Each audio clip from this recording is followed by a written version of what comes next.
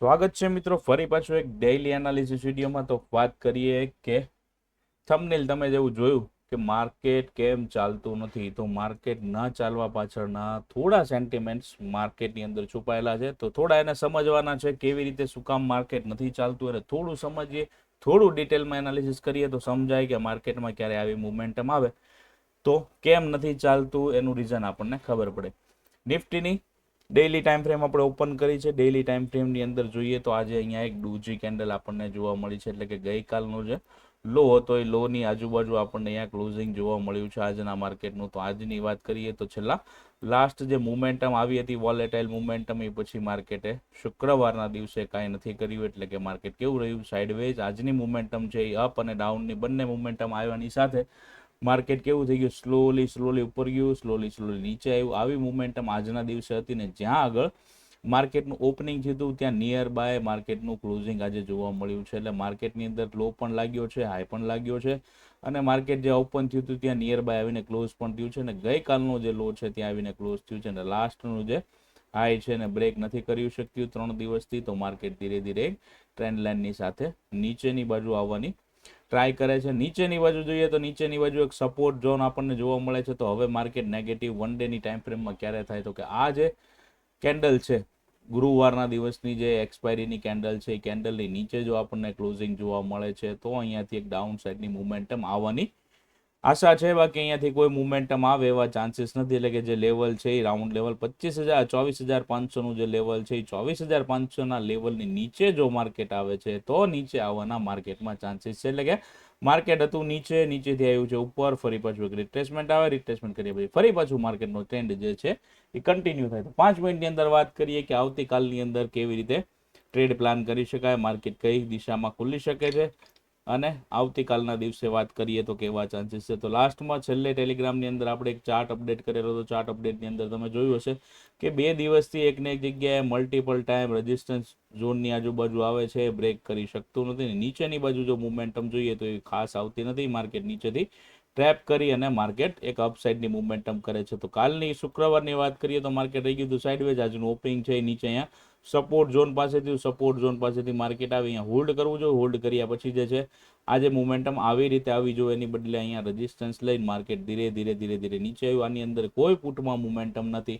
આની અંદર નીચે આવ્યા પછી અહીંયા શું થયું છે તો કે અહીંયા સપોર્ટ બ્રેક કર્યો છે. તો આ સપોર્ટને જો બ્રેક કર્યો છે તો નીચે બાજુ આવી અને એક રીટેસ્ટ આવવું જોઈએ. તો રીટેસ્ટ પણ આવ્યું છે. રીટેસ્ટ વાળાની ફરી પછી રેડ કેન્ડલ પણ આવી છે, પણ અહીંયાથી ફરી પછી ડબલ્યુ પેટર્ન બનાવી અને માર્કેટે કર્યા બધાને ફરી પાછા ટ્રેપ. એટલે આજના જે પણ સેટઅપ છે એ સેટઅપ કામ કર્યા નથી. આપણે આજ કોઈ જ ટ્રેડ બનાવ્યો નથી. શું કામ નથી બનાવ્યું? કેમ કે જે પ્રીમિયમની મુમેન્ટમ જોવે છે એ પ્રીમિયમની મુમેન્ટમ લાસ્ટ 4-5 સેશનની અંદર જોવા મળતી નથી. માર્કેટ જાય છે ઉપર તો પ્રીમિયમ ડીકે કરે છે, અથવા માર્કેટ જાય છે ઉપર તો જે પ્રીમિયમની મુમેન્ટમ છે એ ઉપર જોવા મળતી નથી. તો આજે આપણે નિફ્ટીની અંદર વાત કરીએ તો નિફ્ટીના કોલ અને પુટ બંનેને થોડું એનાલિસિસ કરીએ કે માર્કેટનો આજે જે ટ્રેન્ડ હતો તો માર્કેટનું ઓપનિંગ નીચેથી થયું, ઉપર ગયું, નીચે આવ્યું, ફરી પાછું ઉપર ગયું, ફરી પાછું સાઇડવેઝ ગયું. તો આ મોમેન્ટમની અંદર આપણને કોઈ સારા એવા ઓપ્શનની અંદર ટ્રેડ મળ્યા છે કે નથી મળ્યા? તો આપણે ઓપ્શન ચેન નિફ્ટીની ખોલીએ અને નિફ્ટીની ઓપ્શન ચેનની અંદર જરાક ઓપ્શનને થોડું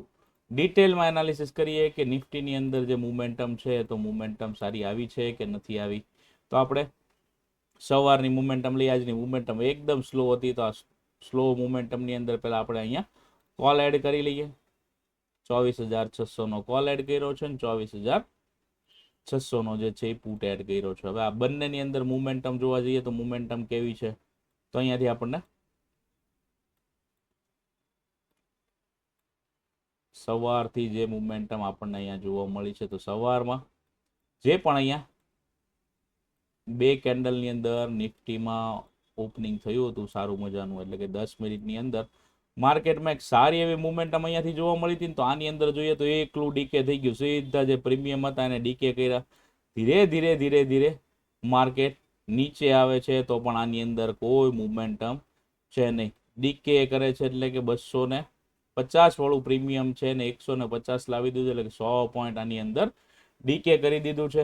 વાત કરીએ પુટની તો 100 પોઈન્ટ આને અહીંયાથી ડીકે કર્યું છે 240 થી લઈ અને 250. તો આની અંદર જોવા જઈએ તો પુટની અંદર આપણને એટ ધ મનીનો જે પુટ છે તો પુટની અંદર આપણને મોમેન્ટમ સારી જોઈએ.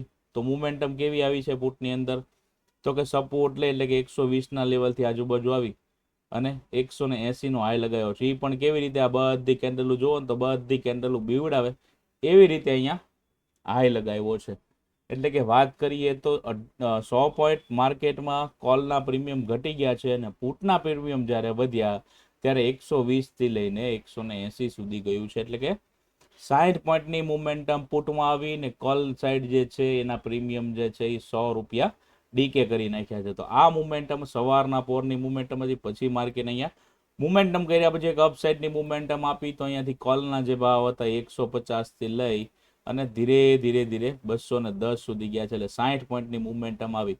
હવે 60 પોઈન્ટની મોમેન્ટમ જોવા જઈએ તો અહીંયાથી આપણે 180 ના ભાવનો જે પુટ છે એને ધીરે ધીરે લાવી અને 110 કરી નાખ્યો. એટલે સવારની જે મોમેન્ટમ હતી અહીંયા 130 આજુબાજુની મોમેન્ટમ હતી. આ 130 થી 180 ગયો, સોરી 50 પોઈન્ટ જ વધ્યું હતું. તો નીચેની બાજુ જ્યારે આવ્યું ત્યારે વધારે પડતું અહીંયા ડીકે જોવા મળ્યું છે. તો આ જે મોમેન્ટમ હતી સવારમાં કોલને ડીકે કર્યા, બપોરે પુટને ડીકે કર્યા. મોમેન્ટમ આવે છે તો વધારે મોમેન્ટમ આવતી નથી. એટલે કે અહીંયા જો મોટી કેન્ડલ બને તો 10 પોઈન્ટની કેન્ડલ આવી તરત ધીરે નીચે. એટલે તમને કોઈ ટાર્ગેટ પ્લાન સારો મળે એવા કોઈ માર્કેટની અંદર આજે લેવલ બન્યા જ નથી. અને આજે એટ ધ મનીના કોલ પુટની વાત કરીએ તો એ જ નથી ચાલ્યા.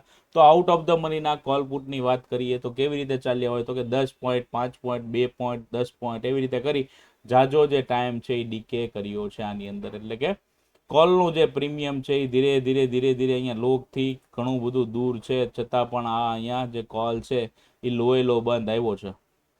અને પુટના પ્રીમિયમની વાત કરીએ તો એને અંદર પણ ડીકે જોવા મળ્યું છે. કાલનું જે એનું ક્લોઝિંગ હતું તો એનું ક્લોઝિંગ ક્યાં છે 130 આજુબાજુ છે. તો આજનું જે ક્લોઝિંગ ક્યાં મળ્યું છે તો 140 આજુબાજુનું ક્લોઝિંગ મળ્યું છે. કાલનું જે કોલનું જે ક્લોઝિંગ છે એ 240 આજુબાજુ જોવા મળ્યું હતું અને આજે જે આવ્યું છે ક્લોઝિંગ 150 આજુબાજુ આવ્યું છે. એટલે કોલને ઓલરેડી ડીકે કરી દીધા છે, પુટના પ્રીમિયમને વધાર્યા નથી. એટલે આનો મતલબ શું છે કે માર્કેટમાં આજના દિવસે કોઈ સારી આપણને મોમેન્ટમ કેપ્ચર થઈ અથવા તો જોવા મળી નથી. તો આવી જ રીતે બેંક નિફ્ટીની અંદર પણ હતું. બેંક નિફ્ટીની અંદર મોટી કેન્ડલ તો આવતી હતી પણ 40 થી 50 પોઈન્ટ માંડ વધતા હતા. અને એની અંદર જોવા જઈએ ને ફરી પાછા મિત્રો તો કેવું છે કે 700ના, 800ના, 900ના એટ ધ મનીના પ્રીમિયમ છે. તો આ પ્રીમિયમની અંદર ટ્રેડ જાજા ભાગે થતા નથી. હવે ખાસ માર્કેટ શું કામ ચાલતું નથી, તો બેંક નિફ્ટીની અંદર લિક્વિડિટી જે પહેલાની હતી પહેલાની જેવી હવે લિક્વિડિટી એની અંદર નથી. કેમ કે જે લોકો 200 ને 300માં ટ્રેડ કરતા હતા એ હવે શું થઈ ગયા છે 700 ને 800ના પ્રીમિયમ થઈ ગયા છે અહીંયા. તો આ પ્રીમિયમની અંદર ટ્રેડ કરવા થોડા અઘરા પડે. રિસ્ક મેનેજમેન્ટ આખું અલગ થઈ જાય. એની અંદર ક્વોન્ટિટી સાઇઝ પણ કઈ રીતે મેનેજ કરવી થોડું ના સમજાય. એટલે લોકો આગા વયા જાય પ્રીમિયમ જોઈને. લોકોને વધારે શું ગમે છે તો ભાઈ 50 વાળો મળતો હોય ને તો 100 વાળો નથી ખર્ચવો. તો આ 200 વાળો તો માંડ ખર્ચતા હતા, તો હવે 800 વાળા થઈ ગયા. તો બેંક નિફ્ટીની અંદર શું થાય તો કે લિક્વિડિટી ઓછી થઈ ગઈ. નિફ્ટીની અંદર લિક્વિડિટી આવે છે પણ કેવું થાય છે કે જે મોમેન્ટમ જોઈએ છે એ મોમેન્ટમ નથી મળતી. શું કામ નથી મળતી તો કે બધા જે ઇન્ડેક્સ છે ઇન્ડેક્સ અત્યારે સરખા ચાલતા નથી. કોકની અંદર મોમેન્ટમ સરસ મજાની આવે છે. બેંક નિફ્ટીની વાત કરીએ તો bank Nifty all time high પાસે નિયર છે. હજી નિફ્ટીની વાત કરીએ તો નિફ્ટી હજી ઘણી બધી 2000 પોઈન્ટ, 2500 પોઈન્ટ હજી દૂર છે અને બેંક નિફ્ટી જે છે એ 1000 પોઈન્ટ આગી છે. આજની કદાચ મોમેન્ટમ જોઈએ તો 700 સુધી ગઈ હતી, તો મૂળ 500-700 પોઈન્ટ જ બાકી રહ્યા હતા. તો મોમેન્ટમ એની અંદર જો આવી હોત તો મોમેન્ટમની અંદર આજે ઓલ ટાઈમ હાઈ ફરી પાછો લાગી જાય. જે આપણે એનાલિસિસ કર્યું છે વીકલી ટાઈમ ફ્રેમની અંદર, તો વીકલી ટાઈમ ફ્રેમનો એનાલિસિસનો વિડીયો નથી જોયો તો જોઈ લેજો. ત્યાંથી તમને ખબર પડશે કે મોમેન્ટમ કેવી રીતે બેંક નિફ્ટીમાં આવવાની શક્યતા છે. એટલે મેઇન જે રીઝન છે એ રીઝન જે મિડ કેપની અંદર એક્સપાયરી હોય છે આજે સોમવારની, તો આજે છે નહીં. એટલે કે બંધ થઈ ગઈ છે. એટલે લિક્વિડિટી છે એ બંધ થવા માંડી છે. બેંક એક્સની આજે એક્સપાયરી હોય છે એની પણ એક્સપાયરી છે નહીં, એટલે લિક્વિડિટી એની અંદરથી પણ બંધ થઈ ગઈ છે. એટલે કે જે લોકો ખાલી એક્સપાયરી ટ્રેડિંગ કરવા આવતા હતા તો એક્સપાયરી ટ્રેડિંગ કરવા માટે હવે કોઈ એને ચાન્સ મળતો નથી. એટલે જે લિક્વિડિટી છે ને એ ઓછી થઈ જાય. બધા નવા નિયમો જે માર્કેટમાં આવ્યા છે એની લીધે પણ માર્કેટ થોડું હોલ્ડ કરે છે, સસ્ટેન કરે છે કે માર્કેટની અંદર કોઈ મોમેન્ટમ આવે તો આ બધી નવા નિયમ લાગુ પડે તો માર્કેટમાં રિટેલ ટ્રેડરો કેવી રીતે આની અંદર કામ કરે છે એ માર્કેટમાં ધીરે ધીરે કોઈ પણ નવી વસ્તુ આપણને જોવા મળી હોય તો એની સાથે સેટ થતા આપણને થોડા દિવસો લાગે. એવી જ રીતે માર્કેટને નવા નિયમો સાથે રિટેલ ટ્રેડરોને બધાને સેટ થતા થોડો ટાઈમ લાગે છે. પ્લસ મુમેન્ટમની બીજી કેવી વાત કરીએ કે માર્કેટની અંદર આજે મુમેન્ટમ આવી હતી, પછી અહીંયા સાઇડવેઝ થયું, ફરી પાછું નીચે આવ્યું. તો આજે 3 દી 4 દી સાઇડવેઝ રીતું માર્કેટ, તો આ દિવસોની અંદર પણ આપણને કોઈ ખાસ મુમેન્ટમ મળી નહોતી. ફરી પછી અહીંયાથી એક અપસાઇડની મુમેન્ટમ એક્સપાયરી દિવસે આવી ગઈ અને પછી વોલેટાઇલ મુમેન્ટમ આવ્યા પછી માર્કેટની અંદર 2 દિવસમાં એકદમ સાઇડવેઝ રેન્જ છે. હવે વાત કરીએ કે આપણે ટ્રેન્ડ જે અપ હોય છે ત્યારે શું હવે 3 પ્રકારની સાયકલ છે માર્કેટની અંદર, કે માર્કેટનો ટ્રેન્ડ અપ છે તો રિટ્રેસમેન્ટ થાય અથવા તો સાઇડવેઝ રહે માર્કેટ, ફરી પાછું કન્ટિન્યુ કરે, અને જો કન્ટિન્યુ નથી કરતું તો અહીંયા રેન્જ બનાવ્યા પછી ફરી પાછા જો સેલર આવે છે તો માર્કેટ થઈ જાય છે નીચે. એટલે કે માર્કેટનો ટ્રેન્ડ અત્યારે ધીરે ધીરે અપસાઇડનો હતો, માર્કેટ અહીંયા ઉપરના લેવલની બાજુ હોલ્ડ કરે છે. તો હોલ્ડ કરે છે ત્યારે માર્કેટ શું રહે છે, સાઇડવેઝ રહે છે. પ્રીમિયમ જે છે એને બધાને સેટલ કરે છે, એટલે જે પ્રીમિયમ વધી ગયેલા છે એ બધાને સેટલ કરે છે, પ્રીમિયમ ડીકે કરે છે, અને સેલરના ભાગમાં જે છે એ પોર્ટફોલિયો સરસ મજાનો પ્રોફિટ સરસ મજાનો એને આપી દે છે. એટલે કે અત્યારે જે માર્કેટ છે એ કોનું છે, તો કે સેલરને પ્રોફિટ થવાનું છે. બાયર માટેનું જે માર્કેટ છે એ નથી. તો બાયર માટેનું માર્કેટ આવતીકાલે બની શકે છે કે નથી બનતું. તો આપણે લેવલની વાત કરીએ કે માર્કેટની અંદર અત્યારે જોઈએ તો એક ટ્રાયંગલ પેટર્ન આપણને જોવા મળે છે. ટ્રાયંગલ પેટર્ન જે છે એ નીચેની બાજુ અહીંયા બ્રેક તો કરી છે, પણ બ્રેક કર્યા પછી સસ્ટેન નથી થઈ. લાસ્ટ સ્વિંગ બ્રેક કરવો જરૂરી છે, આ બ્રેક નથી કર્યું એટલે આ પેટર્ન હજી જે છે એ કન્ટિન્યુ આમનામ રહે છે. આવતીકાલની અંદર જો માર્કેટ ફ્લેટ ઓપનિંગ થાય છે, ફ્લેટ ઓપનિંગ થયા પછી અહીંયાથી એક અપસાઇડની મુમેન્ટમ કરે છે, તો આ લાસ્ટ જે સ્વિંગ છે એટલે ગઈકાલનો જે સ્વિંગ છે એને બ્રેક કર્યા પછી જો અપસાઇડની મુમેન્ટમ કરે છે ને અહીંયા હોલ્ડ કર્યા પછી જો માર્કેટ ઉપર જાય છે ને તો તમને સરસ મજાનો ટ્રેડ મળી શકે છે. નીચેની બાજુની વાત કરીએ ને તો નીચેની બાજુ જાય તો અહીંયા ફરી પાછો 24,500નો સપોર્ટ છે, તો અહીંયાથી કોઈ બાઇંગ પ્લાન કરવા માટે ખૂબ સારો મુમેન્ટમ છે. અને જો માર્કેટ 1 થી 1.5 કલાક આ રેન્જની વચ્ચે નીચે ડાઉન સાઇડમાં ટ્રેડ કરે છે તો જ નીચે જવાના ચાન્સીસ છે.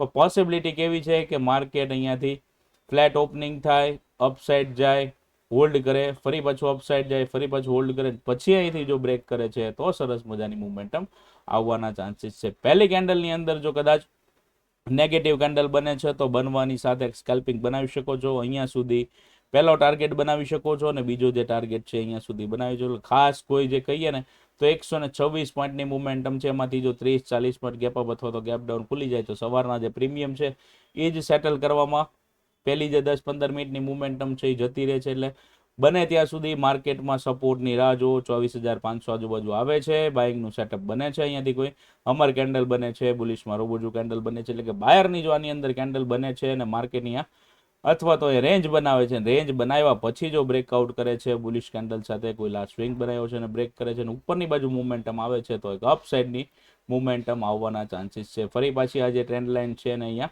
આપણે થોડીક નજીક ખેંચી લેવાની છે, એટલે અહીંયા પણ રેઝિસ્ટન્સ મળશે આપણને, તો અહીંયા જોઈ શકાય છે. જો અહીંયા માર્કેટ ઊભું રહે છે, નીચે આવે છે તો ફરી પાછું આ રેન્જની વચ્ચે માર્કેટ હોલ્ડ કરતો આપણને જોવા મળશે. ગેપ ડાઉન ઓપનિંગ થાય છે તો પણ ખાસ ધ્યાન રાખજો કે અહીંયા નીચેની બાજુ સપોર્ટ છે, સપોર્ટ પાસેથી કોઈ સારી બાયરની કેન્ડલ મળે છે તો અપસાઇડની મુમેન્ટમ આવવાના ચાન્સીસ છે. માર્કેટ જો ગેપ અપ અહીંયા ખુલે છે એટલે કે 24,630 આજુબાજુ બંધ થયું છે, એ 24,700 કે 750 આજુબાજુ ઓપન થાય છે તો અહીંયા રજિસ્ટન્સ ઝોન છે. આ રજિસ્ટન્સ ઝોન આજુબાજુથી પ્રોફિટ બુકિંગ માર્કેટની અંદર જોવા મળી શકે છે, અથવા તો માર્કેટની અંદર નવા સેલર ફરી પાછા આવી શકે છે અને માર્કેટને જે રેન્જમાં હતા એ રેન્જમાં લાવવાની વધારે કોશિશ થઈ શકે છે. એટલે માર્કેટની અંદર ધ્યાન રાખજો, ગેપ ડાઉન ઓપનિંગ થાય તો સારો મોકો છે અહીંયાથી બાઇંગ કરવાનું. હવે માર્કેટનો ટ્રેન્ડ થોડો બાઇંગ સાઇડનો છે, એટલે અપ ટ્રેન્ડનો ચાલુ છે, તો આપણે સપોર્ટ પાસેથી બાઇંગ કરવાનો પ્લાન બનાવવાનો છે, ના તો કે પુટ સાઇડમાં એન્ટ્રી બનાવવાનો છે, રેઝિસ્ટન્સ પાસેથી સેલિંગ કરવાનો પ્લાન બનાવાય.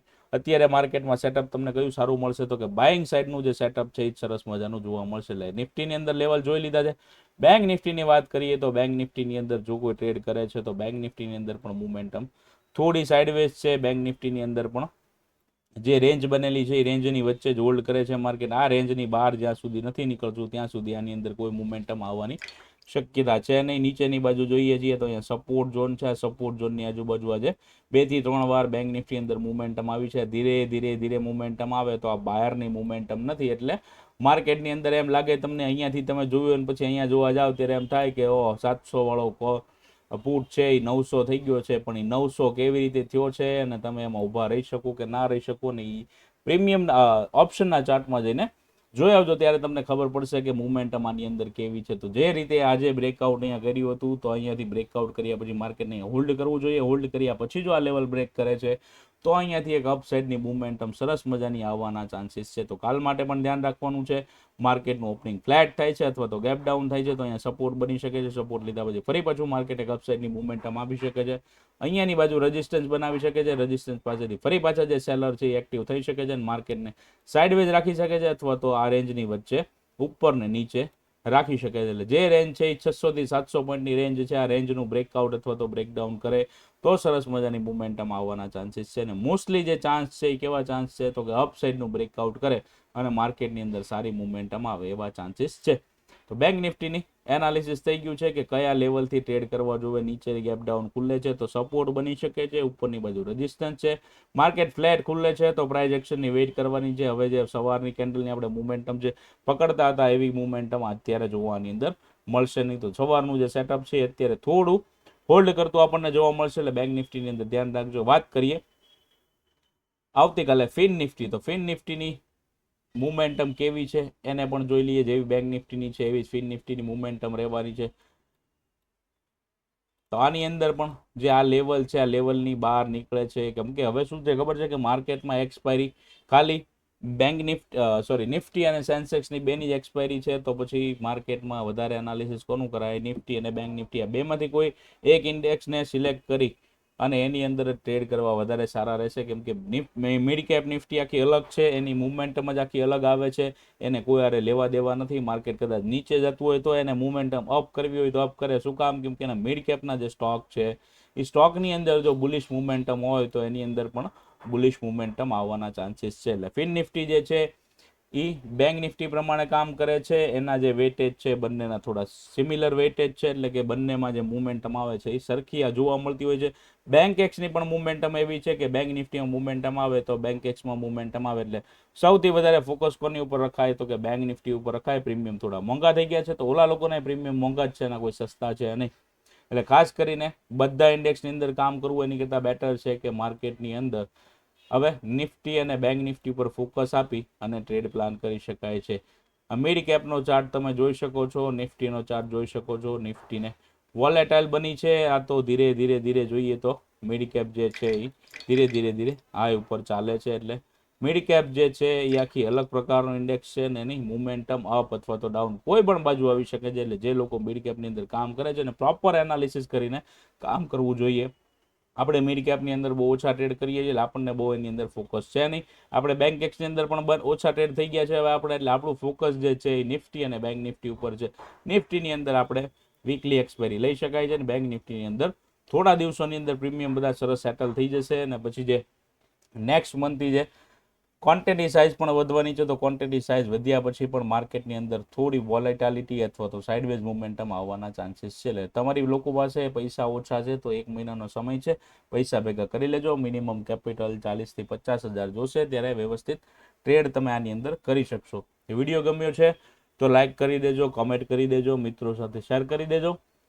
ચેનલને સબસ્ક્રાઇબ નથી કરી તો સબસ્ક્રાઇબ કરી લેજો. બેલ આઇકન હિટ કરી લેજો જેથી કરીને તમને વિડીયોની જે નોટિફિકેશન છે એ ટાઈમ ટુ ટાઈમ મળતી રહે. મળીએ છીએ મિત્રો ફરી પાછા એક નેક્સ્ટ એનાલિસિસ વિડીયોમાં. જય હિન્દ, જય ભારત. આવજો.